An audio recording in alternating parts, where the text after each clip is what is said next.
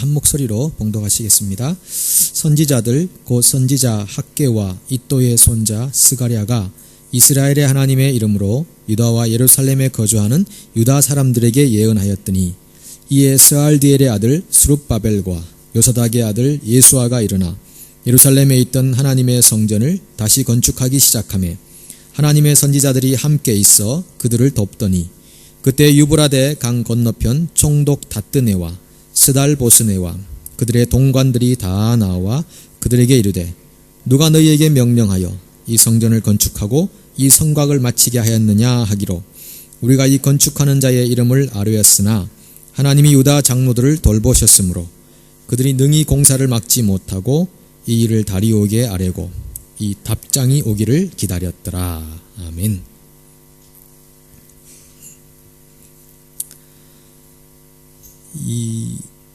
여러분 4장 마지막 절 보시면은 이에 예루살렘에서 하나님의 성전 공사가 바사왕 다리오 제2년까지 중단되니라 그런 말씀이 있죠. 포로에서 돌아온 유다 백성들이 이제 무너진 성전을 재건하려고 할 때 그 재건 공사를 방해하는 사람들이 있었습니다. 그 사람들은 다름 아니라 북이스라엘, 원래는 같은 동족 아닙니까? 북이스라엘 사마리아에 살고 있는 사람들. 사실 이 사람들은 원래 유대인들은 아니고 이방 나라에서 끌려 들어온, 아시리아에서 끌려 들어온 개종한 유대인들, 원래 이방 사람들이죠. 그 사람들이 지금 포로에서 돌아온 유다 백성들이 하려고 하는 일을 방해했다고 하는 것입니다. 그래서 여러분 이 성전 공사를 다시 하기 위해서 이 포로에서 돌아올 때의 그 귀한 자들의 마음을 한번 생각해 보십시오. 큰 설레임과 기대감으로 왔지 않겠습니까? 우리가 다시 우리 조국의 영광 그리고 하나님의 임재를 상징하는 성전의 재건, 우리 정말 기쁨으로 가서 이 일에 거룩한 일에 동참합시다. 그런 설레임으로 그 땅을 찾아왔습니다. 이미 페르시아가 통치하는 바벨론 땅, 그 땅을 그들이 떠난다는 것이 그렇게 쉬운 일은 아니었을 것입니다. 왜냐하면 이미 바벨론으로 끌려 바벨론에 포로되어 간 지 50년 이상이 지났기 때문에 이미 그 나라에 정착을 다 하고 살고 있는 겁니다. 강제 이민을 당한 거죠. 그래서 살고 있는 50년 지나면 여러분 충분히 정착하고 남는 시간 아닙니까? 뉴질랜드 이민이 이제 25년, 30년까지는 안 된 것 같고 25년이라고 생각했을 때 이미 한인 사회가 좀 구축이 되고 우리 2세들이 이 사회 현지 사회로 진출해가고 이게 배로 된다. 50년 된다 생각해 보십시오. 50년쯤 되면은 2세, 3세들이 이제 이 땅에서 막 활동할 때 굉장히 뭔가 안정적이고 모든 게 이제 세틀이 잘 되어 있는 그 상황에서 또다시 역이민을 해서 자기 조국에 돌아가서 폐허가 되다시피 했던 그 성전을 다시 짓는다는 거 결코 쉬운 일이 아니었을 것입니다. 그래서 이분들은 안전지대를 떠나가지고 다시 새로운 이 도전 정신, 개척 정신의 마음으로 예루살렘에 왔을 텐데 기득권도 포기하고 권리도 양보하면서 왔을 텐데 이런 방해 앞에 다시 손을 놓게 되었다는 것입니다. 우리 성전의 기초를 쌓을 때 웃음과 울음이 합주곡처럼 울렸다고 그랬잖아요. 예전 영광을 아는 사람들은 옛날에 하나님의 임재가 있었던 성전을 추억하면서 울고 새로운 세대들은 우리 민족 가운데 또 새로운 미래가 펼쳐진다 그러면서 기쁨의 탄성을 지르고 이 탄식과 탄성이 합쳐진 그런 놀라운 축제와 같은 시간들이 그들에게 있었는데 그만 그것도 쉽게 그냥 무너진 것 같은 그런 마음속의 성전이 이미 무너진 것 같은 그런 느낌이 그들에게 있었을 것이다 라는 거죠. 그래서 16년 동안 이 일을 못하게 됩니다. BC 536년부터 520년까지 아무 일도 못하게 된다라는 거죠. 그런데 그 공사를 방해했던 사람들의 이야기가 여기 4장 4절에 보면요 이렇게 되어 있죠. 이로부터 그 땅 백성이 유다 백성의 손을 약하게 하여 그 건축을 방해하되 이렇게 말합니다. 5절에서는요 외부적인 압력이죠. 관리들에게 뇌물을 줘가지고 그 계획을 막았다. 그러니까 외부적으로 압력을 줘서 못하게 하고요. 내부적으로는 이스라엘 백성들의 손을 약하게 했다 이렇게 표현합니다. 백성의 손을 약하게 했다 이 말은 공동번역에서는요. 길을 꺾고 겁을 줬다 이 말입니다. 이 백성들의 길을 확 꺾어버렸어요. 그리고 겁을 줘. 그 다음에 표준 세번역 보시면은 사기를 떨어뜨렸다 이렇게 되어 있습니다. 사기를 확 떨어뜨려 버리게 하는 겁니다. 그래서 이 영어 표현에서는 이 사기를 떨어뜨렸다, 겁을 주고 길을 꺾었다 이 말은 디스카리지를 시켰다 이렇게 되어 있습니다. 용기를 그냥 팍 무너뜨려 버렸다라는 거죠. 카리지는 용기잖아요. 용기를 디스하게 해버렸다. 인카리지는 카리지를 용기를 더 힘있게 해주는 건데 이 방해 세력들은 디스카리지를 해버렸다는 거예요. 낙심케 만들었다라고 하는 것입니다. 여러분 인카리지 시키는 거 굉장히 중요하죠. 예, 우리 자녀들을 양육할 때도 격려해주고 사기를 북돋아주고 특별히 이 스포츠 경기 보시면은 이 사기 싸움이죠. 사기. 우리 2002년도에 월드컵 축구 월드컵에서 우리 대한민국이 4강에 들어갔다는 것은 기적입니다. 기적. 예, 기적이고 정말 상상할 수 없었던 일이었죠. 그러나 그때 일본도 벌써 떨어졌고 근데 우리 한국 민족은 이 사기가 살아나면 기적을 일상처럼 일으킬 수 있는 민족인가 봐요.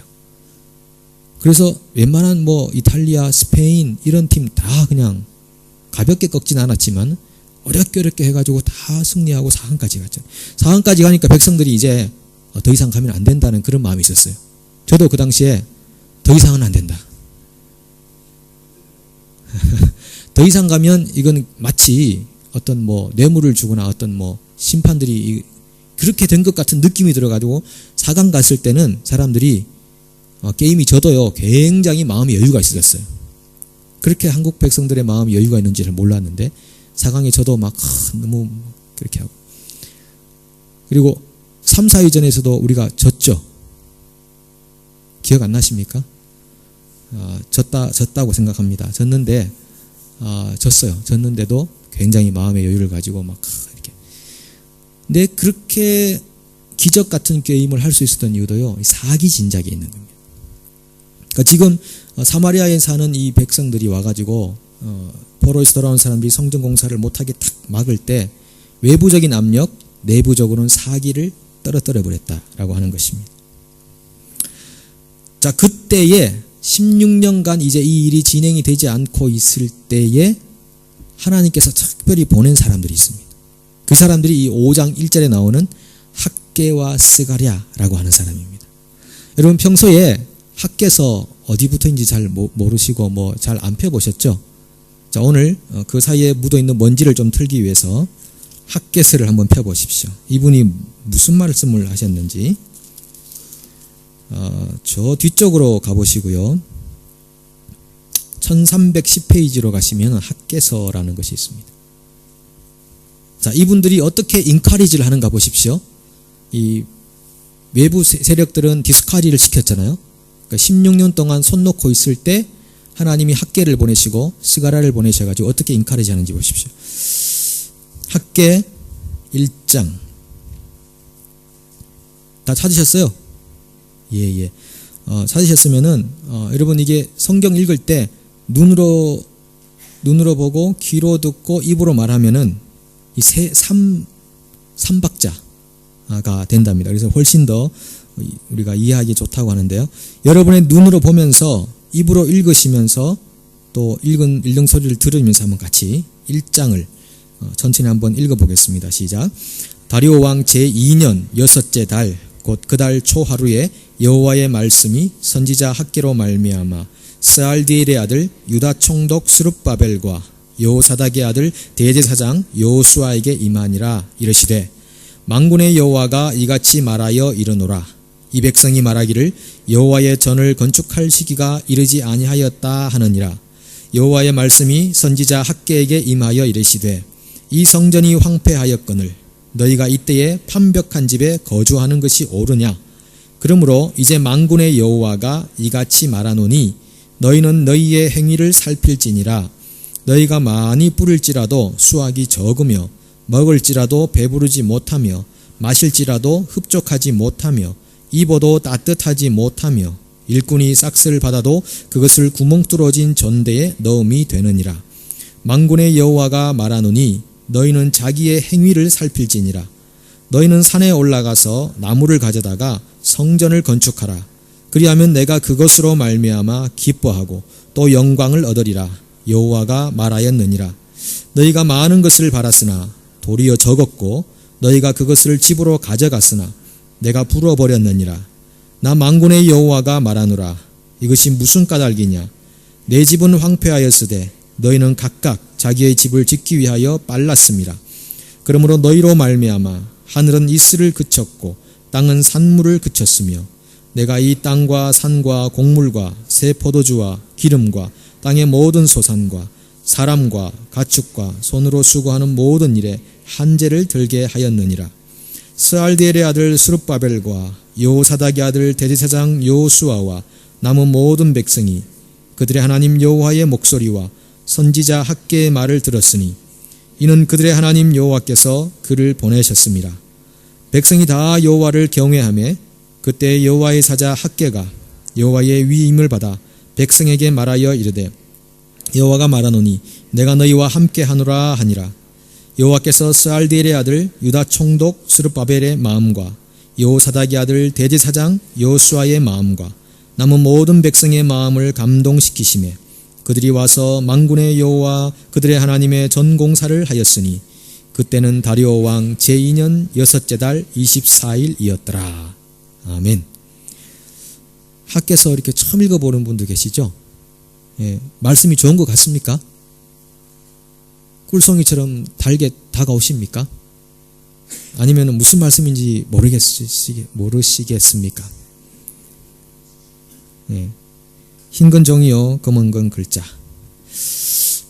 여기 보시면은 이 학개가 특별히 두 사람에게 얘기하는데 스룹바벨 이 총독이죠. 그 다음에 대제사장인 여호수아, 이분들이 포로에서 돌아오는 1차 귀환의 리더로 오셨거든요. 오셔서 총독은 총독의 일을 하고 대제사장은 또 제사의 일을 관장하면서 이 두 분이 리더를 하고 있다가 16년간 아무것도 못하고 있을 때 하나님이 학개를 보내셔가지고 지금 뭐 하느냐 이렇게 이제 말씀하시는 장면이 이 장면이죠. 자, 그럼 2장도 같이 한번 읽어보죠. 읽어보신 길에 우리 천천히 같이 한번 읽어보겠습니다. 7째 달 곧 그 달 21일에 여호와의 말씀이 선지자 학개에게 임하니라. 이르시되 너는 스알디엘의 아들 유다 총독 스룹바벨과 여호사닥의 아들 대제사장 여호수아와 남은 백성에게 말하여 이르라. 너희 가운데 남아있는 자 중에서 이 성전의 이전 영광을 본 자가 누구냐? 이제 이것이 너희에게 어떻게 보이느냐? 이것이 너희 눈에 보잘것없지 아니하냐? 그러나 여호와가 이르노라. 스룹바벨아 스스로 굳세게 할지어다. 여호사닥의 아들 대제사장 여호수아야 스스로 굳세게 할지어다. 여호와의 말이니라. 이 땅 모든 백성아 스스로 굳세게 하여 일할지어다. 내가 너희와 함께 하노라. 만군의 여호와의 말이니라. 너희가 애굽에서 나올 때에 내가 너희와 언약한 말과 나의 영이 계속하여 너희 가운데 머물러 있나니 너희는 두려워하지 말지어다. 만군의 여호와가 이같이 말하노라. 조금 있으면 내가 하늘과 땅과 바다와 육지를 진동시킬 것이요 또한 모든 나라를 진동시킬 것이며 모든 나라의 보배가 이르리니 내가 이 성전의 영광이 충만하게 하리라. 만군의 여호와의 말이니라. 은도 내 것이요 금도 내 것이니라. 만군의 여호와의 말이니라. 이 성전의 나중 영광이 이전 영광보다 크리라. 만군의 여호와의 말이니라. 내가 이곳에 평강을 주리라. 만군의 여호와의 말이니라.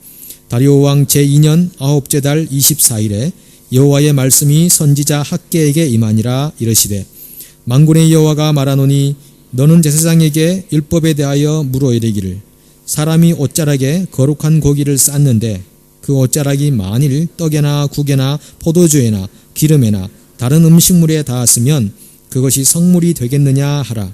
학개가 물음에 제사장들이 대답하여 이르되 아니니라 하는지라. 학개가 이르되 시체를 만져서 부정하여진 자가 만일 그것들 가운데 하나를 만지면 그것이 부정하겠느냐 하니 제사장들이 대답하여 이르되 부정하리라 하더라. 이 학개가 대답하여 이르되 여호와의 말씀에 내 앞에서 이 백성이 그러하고 이 나라가 그러하고 그들의 손의 모든 일도 그러하고 그들이 거기에서 드리는 것도 부정하니라. 이제 원하건대 너희는 오늘부터 이전 곧 여호와의 전에 돌이 돌 위에 놓이지 아니하였던 때를 기억하라. 그때에는 20고루 곡식 더미에 이른즉 10고루뿐이었고 포도주 틀에 50고루를 기르러 이른즉 20고루뿐이었었느니라. 만군의 여호와가 말하노라. 내가 너희 손으로 지은 모든 일에 곡식을 마르게 하는 재앙과 깐부기 재앙과 우박으로 쳤으나 너희가 내게로 돌이키지 아니하였느니라. 너희는 오늘 이 전을 기억하라. 아홉째 달 24일 곧 여호와의 성전지대를 쌓던 날부터 기억하여 보라. 곡식 종자가 아직도 창고에 있느냐? 포도나무, 무화과나무, 석류나무, 감람나무의 열매가 맺지 못하였느니라. 그러나 오늘부터는 내가 너희에게 복을 주리라. 그달 24일에 여호와의 말씀이 다시 학개에게 임하니라. 이르시되 너는 유다 총독 스룹바벨에게 말하여 이르라. 내가 하늘과 땅을 진동시킬 것이요 여러 왕국들의 보좌를 엎을 것이요 여러 나라의 세력을 멸할 것이요 그 병거들과 그 탄자를 엎드러뜨리리니 말과 그 탄자가 각각 그의 동료의 칼에 엎드러지리라. 만군의 여호와가 말하노라. 스알디엘의 아들 내 종 스룹바벨아, 여호와가 말하노라. 그날에 내가 너를 세우고 너를 인장으로 삼으리니 이는 내가 너를 택하였음이니라. 만군의 여호와의 말이니라 하시니라. 아멘. 여러분 말씀 읽으시는 중에 하나님의 감동이 있지 않습니까? 하나님께서 하신 이 말씀은 영이고 생명입니다. 예수님께서 하신 말씀이 내가 하는 말은 영이고 생명이라고 말씀하셨죠. 이 문자로 기록된 글, 들려오는 말씀이지만 그 말씀 안에 영이 있고 생명이 있다는 것을 여러분 기억하십니까? 제가 어제도 우리 성경 공부 시간에 잠깐 말씀드렸습니다마는 글 속에 영적인 기운이 있다는 것 아시죠? 제가 예전에 신학교 졸업하고 한 1년 정도 도서관에 다니면서 책만 계속 봤던 적이 있는데 불교 관계된 책을 한동안 봤던 적이 있습니다. 그랬더니만은 집에 가서 잠을 자는데 굉장히 막 어지럽고 악몽을 많이 꿨었어요. 그래서 그때 경험한 것도 이 글이라는 것이 단순히 문자는 아니구나. 이 글 속에 어떤 그 영적인 기운들이 감춰져 있구나 하는 것을 경험했는데 예수님이 하신 말씀도 생명이고 영이라고 하셨습니다. 이 성경도 생명과 영으로 받는 사람은 그렇게 받는 것이고 그냥 글로 받는 사람은 글로 받는 거죠. 그래서 성령이 귀 있는 자는 성령이 교회들에게 하신 말씀을 들을지어다 이렇게 말했는데 하나님의 말씀이 성령을 통해 선포되고 또 글로 기록되어질 때 이 귀 있는 자, 정말 들을 귀가 있는 자, 하나님이 귀를 열어주신 자, 그분들은 이 말씀 안에서 생명을 경험하게 되고 하나님을 경험하게 되는 것이죠. 그래서 저는 이 말씀 가운데서 말씀을 읽거나 묵상하거나 들을 때에 우리 영혼이 하나님에게 좀 감동이 될 필요가 있다 생각합니다. 우리의 마음이 이 세속화되어 있거나 아니면 어떤 이기적이고 편협한 생각 속에 사로잡혀 있으면 첫 번째 증거는 말씀 자체에서 생명을 경험하지 못합니다. 그런데 하나님의 사람들, 하나님의 영에 감동된 사람들은 하나님의 진리의 말씀 안에서 하나님을 경험하시는 거죠. 보십시오. 이 학개를 통해서 16년 동안 중단된 성전을 다시 건축하라는 메시지를 주시는데 1장 4절에 보시면은 이 성전이 황폐하였거늘 너희가 이때 판벽한 집에 거주하는 것이 옳으냐. 이 판벽한 집이라는 것은 호화로운 주택을 의미하는 겁니다. 이 하나님의 성전은 이렇게 황폐했는데 너희들은 그렇게 개인적으로 화려한 집에 살아가는 것이 그것이 도대체 옳은 일이냐? 이렇게 야단을 치시는 것을 보는 거죠. 이것은 우선순위가 하나님에게 없는 그런 이스라엘 백성들의 그런 모습을 책망하는 것입니다. 신앙적 삶에 있는 것이 아니고 하나님 나라의 공동체에 우선순위가 있는 것이 아니고 다 개인적인 어떤 일신의 안전을 위해서 살아가는 백성들의 모습을 책망하신 겁니다. 그런데 1장 14절 15절에 보시면은 여기 보시면 이렇게 말씀하시죠. 여호와께서 스알델 아들 유다 총독 스룹바벨의 마음과 여호사닥 아들 대제사장 여호수아의 마음과 남은 모든 백성의 마음을 감동시키심에 그들이 와서 만군의 여호와 그들의 하나님 전 공사를 하였으니, 여기서 마음을 감동시켰다. 총독과 대제사장과 백성들의 마음을 감동시켰다라고 하는 이 단어가요, 단순히 그냥 임프레시브 했어, 뭐 인상적이어서 그런 말이 아니고, 여기 영어 성경의 표현을 보시면은 stirred up이라고 해서 휘저었다는 뜻입니다. 백성들의 마음을 한번 확 휘저었다는 것입니다. 이 stirred up이라는 단어가 나오는 또 다른 성경 한 구절을 찾아볼게요. 신명기 32장 9절에서 12절 한번 우리 스크린에 한번 띄워주시면 좋겠습니다. 신명기 32장 9절에서 12절 우리 스크린 보고 같이 한번 읽어보겠습니다. 여호와의 분깃은 자기 백성이라. 야곱은 그가 택하신 기업이로다. 여호와께서 그를 황무지에서 짐승이 부르짖는 광야에서 만나시고 호위하시며 보호하시며 자기의 눈동자같이 지키셨도다. 마치 독수리가 자기의 보금자리를 어지럽게 하며 자기의 새끼 위에 너풀거리며 그의 날개를 펴서 새끼를 받으며 그의 날개 위에 그것을 엎는 것 같이 여호와께서 홀로 그를 인도하셨고 그와 함께한 다른 신이 없었도다. 이 보시면은 마치 독수리가 자기의 보금자리를 어지럽게 하며 라는 단어가 있죠. 어지럽게 한다. 이게 stir up이라는 단어인데, 독수리 어미가 와가지고 이 새끼들은 지금 보금자리에 안전하게 있는 걸 좋아하는 그런 나이입니다. 연령입니다. 그런데 어미가 와서 한번 이 보금자리를 한번 확 휘졌습니다. 그러면 새끼들이 막 두두둑 떨어질 거 아니겠습니까? 그럼 보금자리에서 떨어져가지고 막 날개에서 퍼덕퍼덕거리고 있다가 아직 훈련이 안 됐으니까 떨어질 즈음에 새끼를 받는다는 겁니다. 와서. 그리고 날개 위에 그것을 엎는 것 같이 여호와께서 너희를 한번 휘젓고 너희가 위기를 만날 때 여호와께서 너희를 인도해 주신다. 그런 뜻이 되는 거죠. 그러니까 지금 백성들의 마음이 학개 선지자의 그 선포와 예언을 통해서 마음의 감동을 받았다. 이것은 굉장한 이 소용돌이가 자기들 마음속에 한번 확 일어났다고 하는 것입니다. 어떤 면에서는 굉장한 인생의 위기점을 경험했다. 그렇게도 볼 수 있는 것입니다. 왜냐하면 지금 이 당시에 16년 동안 그냥 손으로 놓고 있었다는 것은 그저 그냥 안락하게 편안하게 그냥 이렇게 살면 된다. 일하다 보니까 방해가 왔으니까 이거 다 그냥 뭐 우리가 할 수 없는 일인가 보다 하고 그냥 손 놓고 넋 놓고 있었다는 것입니다. 그래서 역이민의 삶을 정착하는 데 집중하자 이렇게 생각했던 거죠. 혹시 여러분 우리 가운데 그런 마음은 없으십니까? 뭐 신앙생활 뭐 별다른 거 있겠나? 그냥 편안하고 조용하게 안락하게 살면 되지. 우리가 뭐 새로운 일을 하고 새로운 꿈을 가지고 뭐 비전이란 말은 우리하고 잘 맞지 않는다. 영어도 잘 안 되고 그냥 우리끼리 서로 위로나 하면서 조용히 살자. 혹시 그런 마음 가지고 계시지는 않으십니까? 새로운 일도 싫고 타민족이 왔다 갔다 하는 것도 싫고 그냥 안전한 바운더리 안에 그냥 나는 조용히 살고 싶다. 혹시 그렇게 굳어진 마음을 가지고 신앙생활을 하지는 않으신가 하는 것입니다. 그럴 때 하나님께서 우리의 마음을 한번 휘저 버리실 것입니다. 그래서 컴포트 존, 아주 안전하다고 생각되는 그 지대를 벗어나게 만드실 수도 있습니다. 그것이 감동된다는 뜻입니다.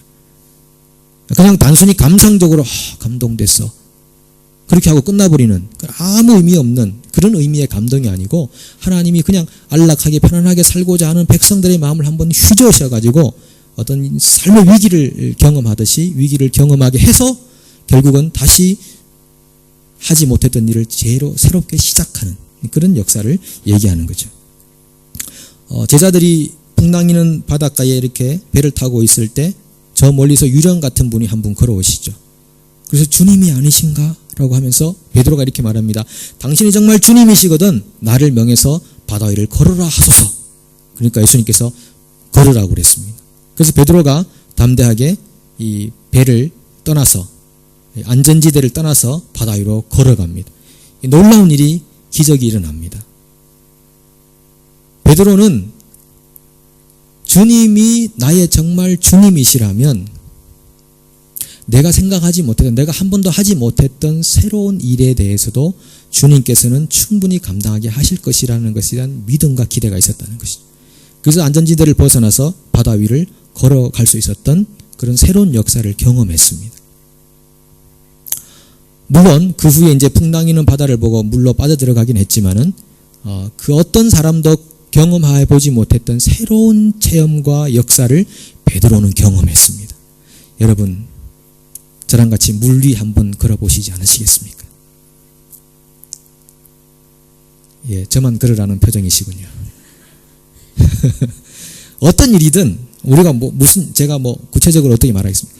어떤 일이든 정말 주님께서 우리를 부르신 부름의 소망이 있다면 더 높은 부르심이 있지 않을까 생각합니다. 하나님이 우리를 부르실 때, 그래, 너희들 세상에서 고생 많지, 내가 너희들 정말 잘 되게 해주고 안전하게 해주고 잘 먹고 잘 살고 등 따시고 배부르게 해줄게. 하나님이 그 정도 부르심으로 자기 아들의 희생의 대가를 치르셨겠습니까? 그런데 요즘 크리스찬들이 전부 그거 하려고 하잖아요. 어떻게 하면은 좀 돈 많이 확보하고 좀 뭔가 좀 사회적 지위를 얻어서 좀 편안하고 행복하게 살까? 그거 바라보고 신앙생활 하는 사람이 태반이거든요. 크리스찬들 중에. 근데 하나님이 그거 해주려고 자기 아들의 희생, 고귀한 희생을 그렇게 십자가의 피로서 바쳤겠냐 이거죠. 그 정도 하려고 하신 분이 절대 아닐 겁니다. 하나님이 자기 아들의 그 고귀한 피를 희생시키실 때는, 그렇게 엄청난 대가를 치르실 때는 부르시는 자기 백성들에게 뭔가 새로운 일에 대한, 새로운 삶에 대한 지평을 열어주고 싶으셨다는 것이죠. 그래서 여러분, 연세가 아무리 많으셔도 우리의 정신은 살아있어야 되는 겁니다. 그냥 그 자리에 머물러서 그냥 안전하게 내 생일을 마감하겠다, 그래서는 안 된다는 것입니다.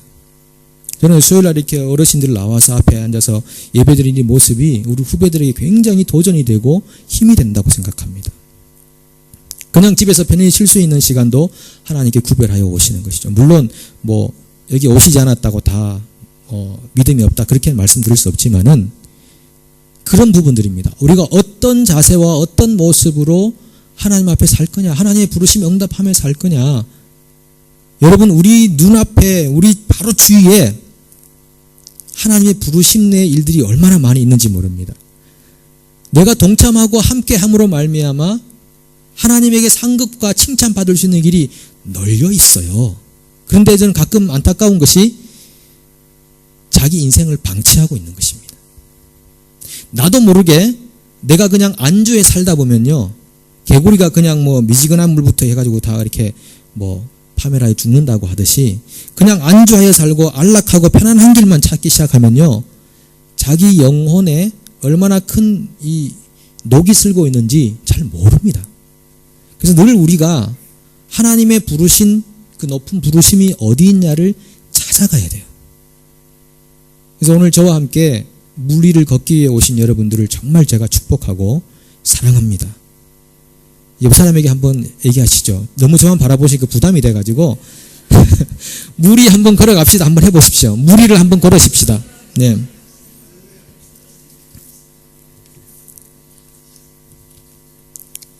이거 너무 부담스러웠어요, 사실. 한번 물 위를 걸어가 보는 겁니다. 예. 여러분, 어차피 우리 얼마 못 살 거 아닌가요? 하루가 굉장히 빠르더라고요. 일주일 빠르고. 그래서 우리 믿음의 선배님들, 이렇게 어른들 말씀 들어보시면은 지금 연세에 오실 때까지 돌아보시면 시간이 기셨나요? 그러면요, 100분이면 100분 모두 너무 짧았다고 얘기하시더라고요. 인생은 짧고 예술은 길다, 이런 얘기도 있듯이 너무 짧은 게 인생인 것 같아요. 네, 너무 짧은 것 같습니다. 장로님 너무 짧으시죠? 네. 장로님 너무 짧으시죠, 그죠? 네, 쏜살같이 지나가는 인생이고, 조금 있으면 우리 눈앞에 이제 천사 한 명이 올 겁니다. 이제 가자, 이렇게 이렇게 가자고 데리러 오실 거예요. 네, 그때 조금만 기회를 주면 내가 제대로 한번 살아보고 가겠다. 그런 기회를 얻는 사람은 한 1000만 명 중에 1명 정도? 예, 그럴지도 모르겠습니다. 대부분 다 그분이 오시면은 조용히 이제 같이 가셔야 되거든요. 근데 그러기 전에, 살아있는 동안 기회가 있을 때, 우리 정말 하나님이 정말 나를 통해 하시고자 하는 일이 무엇인가를 한번 생각해보자. 그 부르심이 무엇인가를 생각해보자. 그리고 조금만 돌아보시면요. 하나님 부르심이 여기에 있구나. 내가 할 수 있는 일이 여기에 있구나. 내가 하나님 앞에 칭찬과 상급 받을 수 있는 일이 여기에 있구나. 주님 만났을 때 내가 부끄럽지 않을도록 나한테 하나님이 초대해 주신 이런 장들이 여기에 있구나. 보일 겁니다. 그러면은 그것을 보이게 하시는 분은 주님이실 거고요. 그래서 여러분의 시간과 에너지를 그쪽으로다가 좀 내놓으십시오. 이렇게 철저하게 생각하고 계획적으로 하지 않으면은 그냥 또 지나갑니다. 또 하루, 또 1년, 또 10년 이렇게 지나가죠. 여러분들에게 이런 스토어업의 시간이 있기를 간절히 축복합니다. 이 학계 선지자가 했던 그 말씀이고요.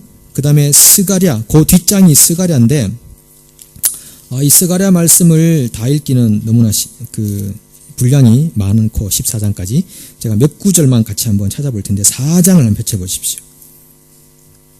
4장 6절부터 10절 같이 한번 읽어보겠습니다. 그가 내게 대답하여 이르되 여호와께서 스룹바벨에게 하신 말씀이 이러하니라. 만군의 여호와께서 말씀하시되 이는 힘으로 되지 아니하며 능력으로 되지 아니하고 오직 나의 영으로 되느니라. 큰 산아 내가 무엇이냐. 네가 스룹바벨 앞에서 평지가 되리라. 그가 머릿돌을 내놓을 때에 무리가 외치기를 은총이 그에게 있을지어다 하리라 하셨고 여호와의 말씀이 또 내게 임하여 이르시되 스룹바벨의 손이 이 성전의 기초를 놓았은즉 그의 손이 또한 그 일을 마치리라 하셨나니 만군의 여호와께서 나를 너희에게 보내신 줄을 내가 알리라 하셨느니라. 작은 일의 날이라고 멸시하는 자가 누구냐. 사람들이 스룹바벨의 손에 다림줄이 있음을 보고 기뻐하리라.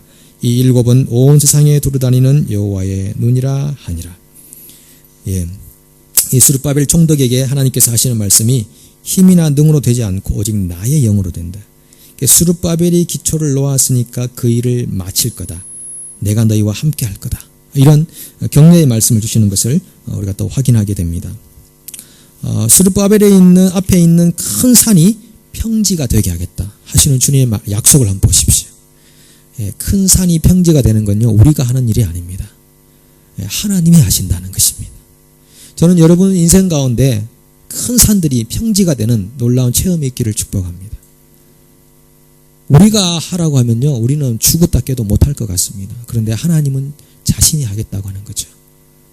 그래서 하나님은 자기 백성을 절대 포기하지 않고 하나님 자신을 위해 행했던 그 자기 백성들의 일을 끝까지 이룰 수 있도록 먼저 앞서 행하시고 모든 것을 갖춰주시고 그리고 진행하실 수 있는 능력이 하나님이시거든요.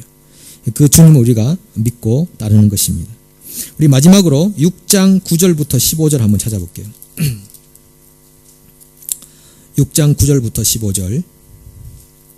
자, 이 본문도 같이 한번 읽어봅니다.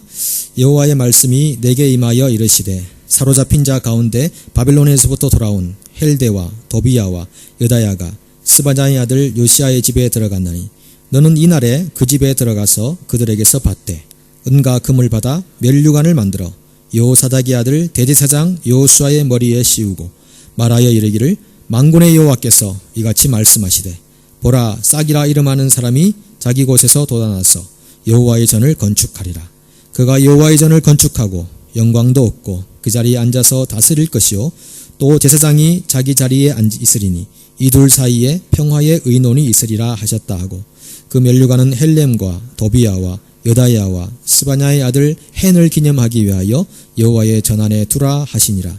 먼데 사람들이 와서 여호와의 전을 건축하리니 만군의 여호와께서 나를 너희에게 보내신 줄을 너희가 알리라.